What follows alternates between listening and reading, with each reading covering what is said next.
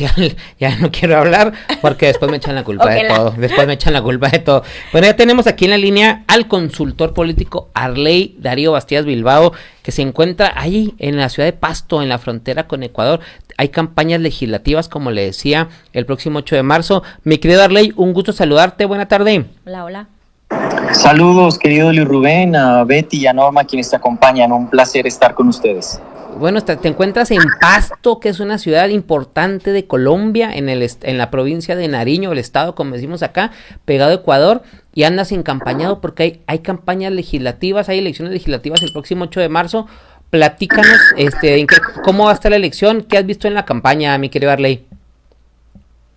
Bueno, Luis Rubén, una campaña como todas, que va variando poco a poco, con un ambiente muy tenso, donde batallan hoy la incertidumbre y el miedo, y frente a eso se están moviendo los electores. Ya quedan pocos días para el 8 de marzo, donde estaremos eligiendo 103 senadores y 183 representantes a la Cámara. Nosotros tenemos un Congreso bicameral. Hay una merma de representantes, se merman 10 curules, tanto 10 repartidas de la siguiente manera: 5 en Senado y 5 cámaras, 5 en Cámara, porque estas curules fueron las que se otorgaron a quienes dejaron las armas a través del acuerdo de paz que firmó el expresidente Juan Manuel Santos. Ok. Oye, ¿cómo está el ambiente político? Porque sabemos, y lo ha documentado la prensa internacional, Arley, ¿cómo está el ambiente porque el presidente Petro pues ha sido muy polémico, ha estado metido en polémicas locales e internacionales? ¿Cómo está el ambiente, ya que pues el presidente Petro quiere aferrarse a que su partido siga en el poder? Tenemos un ambiente hiperpolarizado, ni siquiera polarizado, sino hiperpolarizado, como lo hemos vivido en las últimas elecciones en algunos países de América Latina, pues incluso también la elección en Estados Unidos, las dos últimas elecciones marcados en ese ambiente, donde tenemos un presidente que juega un papel fundamental desde la comunicación, ¿no? Es un presidente, en nuestro caso, que no ha dejado en ningún momento en estos 4 años de su gobierno de hacer campaña. Él ha estado en campaña permanente, copando 100%, diría yo, la agenda pública. No hay día en donde no se mencione al presidente Petro, así como pasa también en México, pasó con Andrés Manuel, y también lo propio aquí lo está escuchando con la presidencia Claudia Sheinbaum. Son tácticas que se implementan desde la comunicación para mantenerte en la agenda pública y poder seguir incidiendo en lo electoral, por supuesto. Oye, Arley, ¿y ayudó la visita de Petro a Trump para que suba en popularidad? Mira que el presidente Petro viene incrementando su aceptación, no de manera vertiginosa, pero lo ha venido haciendo en los últimos tiempos. En la población o en los electores en mi país hay una afinidad que es considerable al partido, bueno, no tanto al partido, al pacto histórico, sino la izquierda es Petro. La izquierda es Petro, hay unos progresismos, hay partidos tradicionales de izquierda, pero la figura es Petro. Y el candidato, digamos, que ha venido punteando en las encuestas, el candidato presidencial, es el que está de una u otra manera canalizando esa afinidad que hay hacia el presidente. Entonces, la participación de él es supremamente activa y se ve reflejado plenamente en el escenario electoral en el que estamos en este momento jugando. ¿Cuál es la perspectiva que tú ves? ¿En el Congreso lo ganaría el partido afín a Petro o habría un equilibrio, Arley? Puede haber un equilibrio, pero también, como puede haber un equilibrio, puede haber una sorpresa, ¿no? Esa afinidad se mantiene. El fenómeno de Petro de hace 4 años ya no es un fenómeno, ya no es una coyuntura. Hoy tenemos unas elecciones en un contexto donde hay un partido que tiene ya una estructura política que se ha consolidado a través del ejercicio del poder del presidente desde el Ejecutivo, fundamentado también en los llamamientos que ha hecho el presidente en los 4 años a la calle, a esos electores, a su audiencia. Entonces eso ha logrado nuclear una concentración, mejor dicho, ha logrado nuclear el poder. en las calles del presidente, con las fuerzas vivas, con los electores. Entonces tienen una gran opción de tener un número significativo de congresistas, pero de otro lado también la derecha, los partidos de derecha se han venido consolidando, pues son los únicos que hacen oposición, porque en el centro, y lo digo con todo respeto, para mí el centro no existe, en el centro nunca hay nada. En el centro se arremolinan los cobardes para no dar ni siquiera una propuesta, o no sé, lo veo de esa manera, tal vez te pueda escuchar un poco frentero, como diríamos en Colombia, pero eso es lo que tienes en el país. Por esa misma razón, entonces encuentras tú que puntea un candidato de izquierdas y un candidato de derechas. Y en la mitad tienes un poco de candidatos que son el club del 1%, si lo vemos en términos de intención de voto. Entonces es un escenario así. El Congreso va a tener probablemente un equilibrio, puede ser, ¿sí? Si es que no hay una sorpresa, Luis Rubén, Norma y Betty, que esto puede suceder, ¿no? Oye, del año pasado que estuvimos allá en Cartagena, leí en en el primer debate de precandidatos presidenciales. Me acuerdo que estaban 4 personas y creo que no sobrevivieron más que uno, quizás, de los que estuvieron ahí. Entonces, pero el ambiente político no ha cambiado de agosto del año pasado para acá. Ahí estaba Oviedo, un candidato de centro, que no lo veo con un esfuerzo digital impresionante, pero en un ambiente tan polarizado hace algunos meses atrás como está ahora.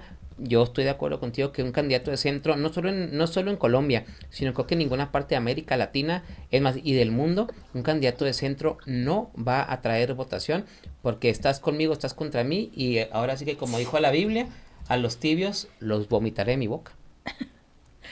Bueno, hablemos de la parte del debate, de lo que tuvimos en agosto, para no entrar en detalles. En agosto del año pasado, pues tuvimos la posibilidad de compartir contigo en el marco del Congreso Nacional de Marketing Político que organizamos a través de la Asociación Nacional de Consultores Políticos de Colombia, de la cual soy el presidente. Ahí teníamos varias personas que se fueron quedando en el camino. Y se fueron quedando en el camino, ¿por qué? Porque entraron a procesos de consultas internas. Digamos, primeramente en una de ellas, en la del pacto, estuvo Carolina Corcho. Ella obtuvo la segunda votación y pasó a ser la cabeza de lista del Senado del Pacto Histórico.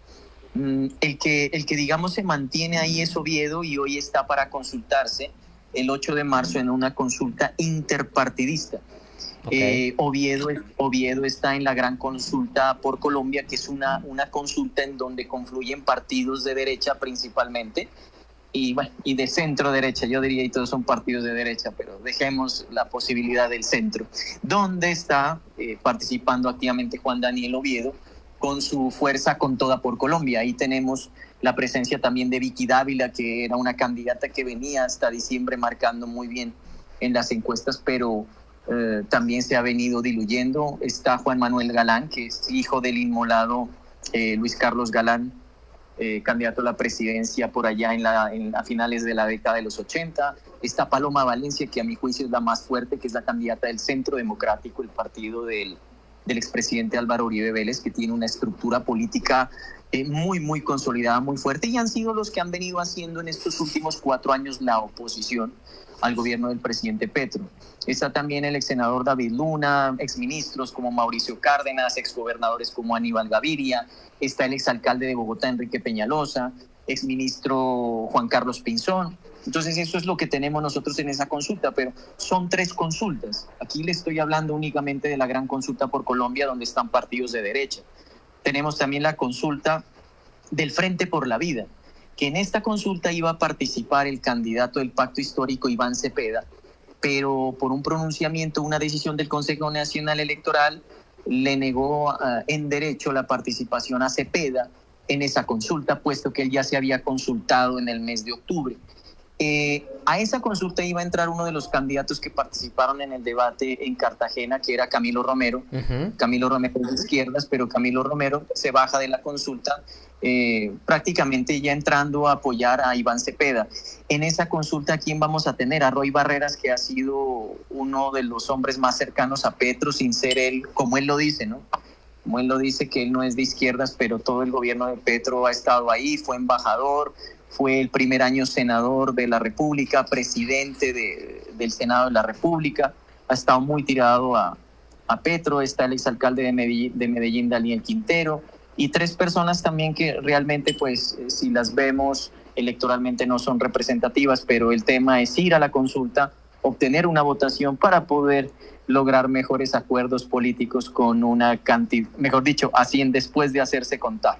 Oye, y Y allá, estaría una última consulta, que es la consulta donde está Claudia López, exalcaldesa de Bogotá, y Leonardo Huertas, pues un dirigente que no se conoce.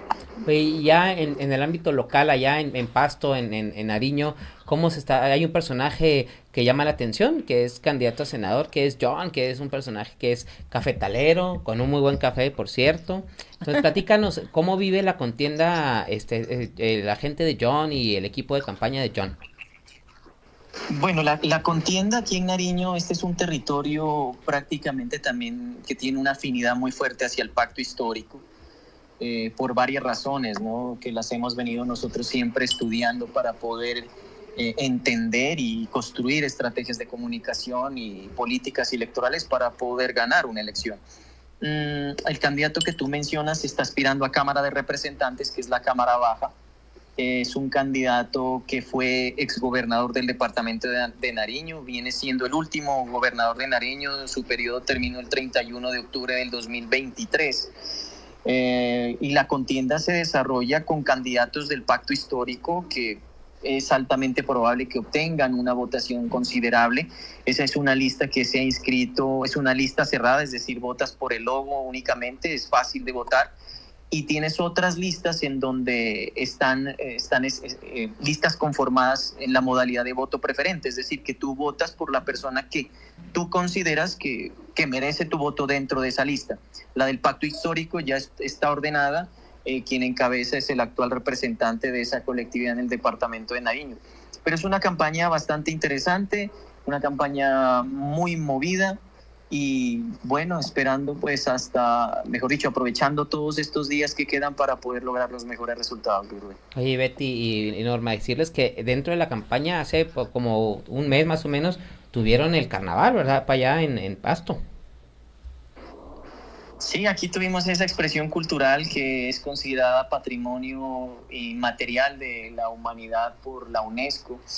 Es una fiesta tradicional que lleva muchísimos años y que hemos logrado mantener, hemos logrado preservar en lo difícil que es, ¿no?, mantener una de estas expresiones tan maravillosas y tan importantes en el mundo, mantenerla, preservarla y que continúe siendo ese referente a nivel mundial, ¿no? Bueno, pues Arley, te agradecemos mucho la Gracias. llamada y decirles que Arley es un experto en el tema de emociones para las campañas políticas, una gestión y unos estudios súper precisos para definir las emociones del votante. Entonces, la verdad es que es una, y aparte presidente de la Asociación de Consultores Políticos de Colombia, y próximamente pues estaremos viendo... Que venga, que venga. Sí, tiene que venir. Hay que invitarlo. Tiene que venir para acá. No, mejor yo voy. Oye, pero no nos podemos ir sin preguntarle. ¿Ya llegó la ayuda que mandó México para allá? Creo que eso está como embolatado. Ok, ya lo dijo él. Te embolató.